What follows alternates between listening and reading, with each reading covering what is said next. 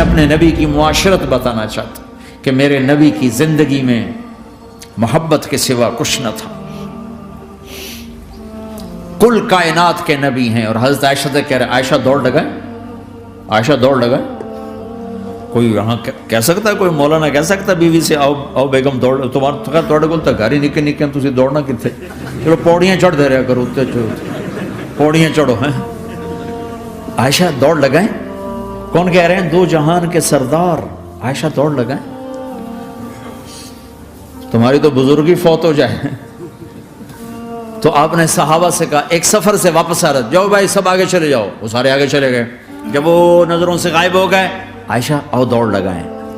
دونوں نے دوڑ لگائی. حضرت عائشہ فرماتی میں آگے نکل گئی. کچھ سال گزر گئے تو میں ذرا موٹی ہو گئی. تو ایک سفر سے واپس آ رہے تھے, آپ نے کہا صحابہ سے چلو بھائی آگے. سارے صحابہ آگے چل کے غائب ہو گئے, کوئی نظر نہیں آ رہا. تو پھر آپ نے کہا عائشہ دوڑ لگائیں. میں کہا لگائیں. کہا ہم نے لگائی تو میں ذرا موٹی ہو گئی تھی, تو نبی آگے نکل گئے. تو پھر آپ نے فرمایا ہذہ بتلک عائشہ, آج میں نے اپنا بدلہ لے لیا. اس وقت تم جیت گئی تھی, آج میں جیت گیا. آپ نے نبی کی زندگی پڑھو اللہ کے واسطے کہ آپ نے گھر کیسے چلائے. کھانے کو کچھ نہیں اور بیویاں خوش ہیں.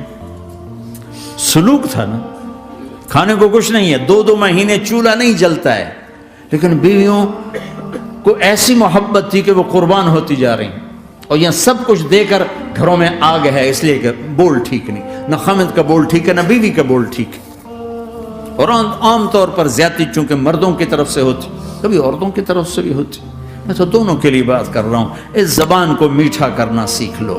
اگر اپنے گھروں کو چین سے سکھ سے بھرنا چاہتے ہو تو چیزوں سے نہیں آئے گا, تمہارے سلوک سے, بیہیویئر سے آئے گا. اپنے سلوک اچھے کرو, اپنے رویے اچھے کرو.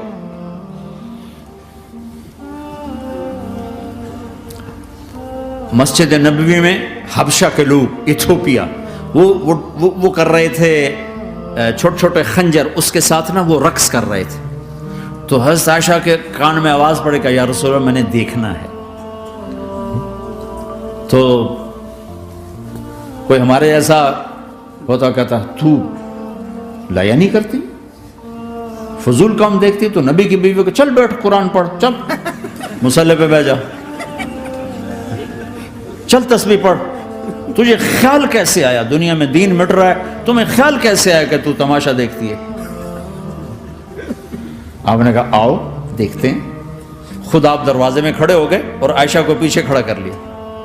عائشہ رضی اللہ فرماتی میں آپ کے پردے میں کھڑی ہو کر میں دیکھتی رہی یہاں تک کہ آپ تھک گئے. ہمارے نبی تھک گئے, اور تھک کے نا کبھی یوں ہو جاتے,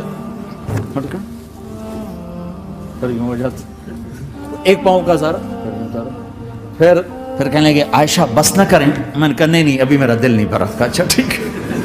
پھر کبھی یوں ہو رہے ہیں, کبھی یوں ہو رہے ہیں, کبھی یوں ہو رہے ہیں, کبھی یوں ہو رہے ہیں. حضرت عائشہ کہتی جب میں نے کہا بس, پھر آؤ واپس آ. یہ میرے نبی کی زندگی ہے. تم لان تان سے زندگی بنانا چاہتے ہو.